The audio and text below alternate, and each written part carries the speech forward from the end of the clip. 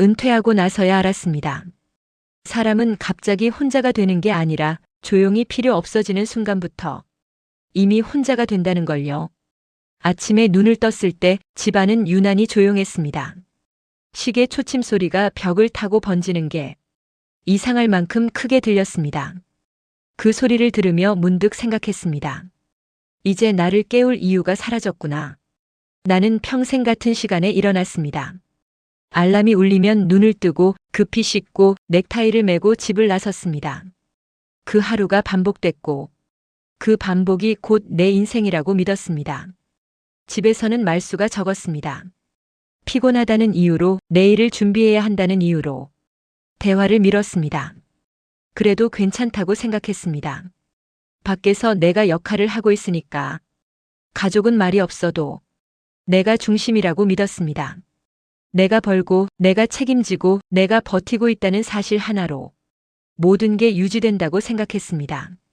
정년이 다가왔을 때도 크게 두렵지는 않았습니다. 이제는 좀 쉬어도 되겠지, 이제는 가족과 시간을 보내도 되겠지, 그렇게 스스로를 안심시켰습니다. 아침에 늦게 일어나 아내와 차를 마시고 아이들과 식탁에 앉아 느리게 대화하는 모습을 막연히 상상했습니다. 그 상상이 당연히 현실이 될 거라 믿었습니다. 퇴직식 날 동료들은 박수를 쳐주었습니다. 그동안 고생 많으셨습니다. 꽃다발을 들고 사진을 찍으며 잠시 중심에 서 있었습니다. 그날만큼은 내가 아직도 사람들 사이에 있는 느낌이었습니다. 하지만 그건 딱 하루였습니다. 다음 날 아침 알람은 울리지 않았습니다. 눈은 떠졌지만 몸은 쉽게 움직이지 않았습니다. 일어날 이유가 없다는 사실이 생각보다 크게 다가왔습니다. 식탁에 혼자 앉아 국을 데워 먹었습니다. 아내는 늘 하던 대로 집안일을 했고 아이들은 각자의 일정으로 바빴습니다. 오늘은 뭐 해? 아내의 질문에 나는 잠시 멈췄습니다. 그냥 집에 있지. 그 말이 내 귀에도 힘없이 들렸습니다. 처음 며칠은 괜찮은 척했습니다. 늦잠도 자고 산책도 나가고 집안을 정리하며 시간을 채웠습니다. 하지만 하루는 끝없이 길었습니다. 아침과 점심, 저녁의 경계가 흐려졌고 어제와 오늘의 차이도 점점 느껴지지 않았습니다. 가장 힘들었던 건 아무도 나를 찾지 않는다는 사실이었습니다. 전화도 메시지도 없었습니다. 내 이름이 하루 동안 단 한 번도 불리지 않는 날들이 계속됐습니다. 집에 있어도 내 자리는 없는 것 같았습니다. 아내는 이미 자기만의 생활 리듬이 있었고 아이들도 아버지가 없어도 불편하지 않아 보였습니다. 집안일을 도와보려 하면 그건 내가 할게. 그 말 앞에서 나는 한 발 물러섰습니다. 괜히 방해가 된 사람처럼 느껴졌습니다. 아이들도 말했습니다. 아버지는 그냥 쉬세요. 그 말이 배려인지 거리두기인지 분간되지 않았습니다. 사소한 일들이 쌓이기 시작했습니다. 식사 시간, TV 채널, 집안 일정 하나까지. 이건 이렇게 하면 어떨까? 조심스럽게 말하면 아내는 잠시 멈췄다가 말했습니다. 그냥 지금 방식대로 하자. 그 말이 틀린 건 아니었지만 마음 한구석이 조금씩 달아갔습니다. 어느 날 저녁 아주 사소한 일이 있었습니다. 식탁에서 내가 무심코 말했습니다. 예전엔 이렇게 했었는데. 아들이 고개를 들고 말했습니다. 아버지, 그건 옛날 얘기잖아요. 그 한마디에 식탁이 멈췄습니다.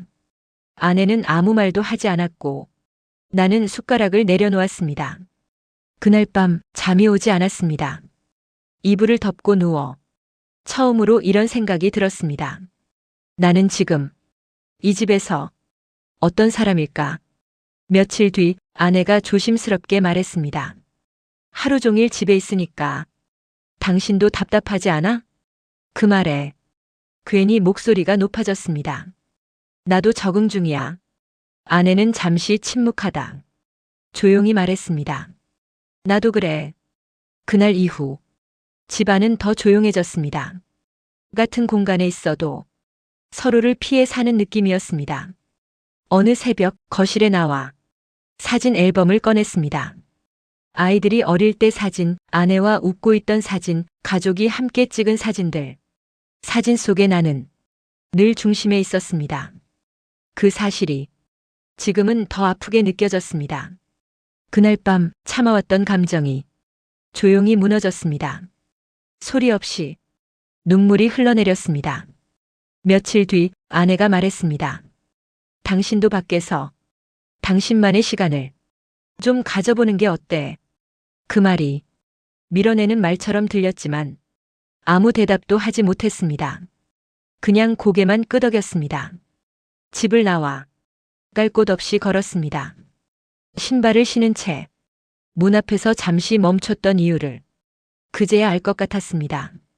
나가고 싶었지만 돌아올 자리가 없을까봐 두려웠던 겁니다. 거리를 걷다 출근하는 사람들과 마주쳤습니다. 정장을 입고 전화 통화를 하며 바쁘게 걷는 사람들. 그 모습이 예전의 나와 겹쳐 보였습니다. 그때 문득 이런 생각이 들었습니다. 나는 회사를 떠났을 뿐인데 세상에서는 이미 한참 전에 내려진 사람처럼 취급되고 있는 건 아닐까? 그 생각이 가슴을 조용히 눌렀습니다. 그러다 동네 주민센터 앞에서 발걸음이 멈췄습니다. 안내문 하나가 유난히 눈에 들어왔습니다. 노년층 자원봉사 모집. 그날은 망설이지 않았습니다. 연락처를 적고 문자를 보냈습니다. 봉사 첫날 나는 조금 일찍 도착했습니다. 늦으면 안 될 것 같다는 생각보다 괜히 눈에 띄지 않으려는 마음이 더 컸습니다. 낯선 얼굴들이 몇 명 앉아 있었습니다. 다들 나와 비슷한 나이, 비슷한 표정이었습니다. 말은 없었지만 왜 이 자리에 왔는지는 묻지 않아도 알 것 같았습니다. 자기소개 시간에 나는 짧게 말했습니다. 얼마 전에 은퇴했습니다. 그 말 뒤에 아무 말도 덧붙이지 않았습니다. 그런데 옆자리에 앉은 사람이 조용히 말했습니다. 저도요. 그 한마디에 숨이 조금 편해졌습니다. 봉사는 아주 소소한 일이었습니다. 아이들 책을 정리하고 의자를 나르고 행사 준비를 돕는 정도였습니다. 그때 누군가 말했습니다. 선생님, 이쪽 좀 도와주세요. 나는 반사적으로 대답했습니다. 아, 네. 그 짧은 대화가 이상하게 오래 남았습니다. 누군가 나를 그냥 한 사람으로 필요로 하고 있다는 느낌이 오랜만이었기 때문입니다. 아이들에게 책을 읽어주던 순간 아이 하나가 내 얼굴을 올려다보며 말했습니다. 다음 이야기도 읽어줘요. 그 말에 잠시 말을 잇지 못했습니다. 누군가 나를 붙잡고 있다는 느낌이 가슴 깊은 곳에서 올라왔습니다. 집으로 돌아오는 길 발걸음이 달라졌습니다. 오늘 하루를 그냥 흘려보낸 게 아니라 어딘가에 남기고 왔다는 느낌이 들었습니다. 집에 들어오자 아내가 물었습니다. 오늘 어땠어? 그 질문이 형식적인 안부가 아니라 정말 궁금해서 묻는 말처럼 들렸습니다. 괜찮았어. 짧은 대답이었지만 그 안에는 오랜만에 숨이 붙어 있었습니다. 갈등이 완전히 사라진 건 아닙니다. 여전히 어색한 순간도 있고 서로 이해하지 못하는 부분도 있습니다. 하지만 이제는 각자의 숨 쉴 공간이 생겼습니다. 나는 다시 중심에 서지는 못했지만 완전히 사라지지도 않았습니다. 은퇴는 끝이 아니었습니다. 가족보다 더 외로웠던 그 시간은 나를 지우는 시간이 아니라 다시 찾는 시간이었습니다. 오늘도 나는 아침에 일어나 갈 곳이 있습니다. 그리고 저녁에는 돌아올 집이 있습니다. 그걸로 지금은 충분합니다. 말 못하고 삼킨 이야기, 웃으며 넘긴 상처, 여기서는 그냥 조용히 꺼내도 됩니다. 사연 있는 이야기, 당신의 이야기일 수도 있습니다.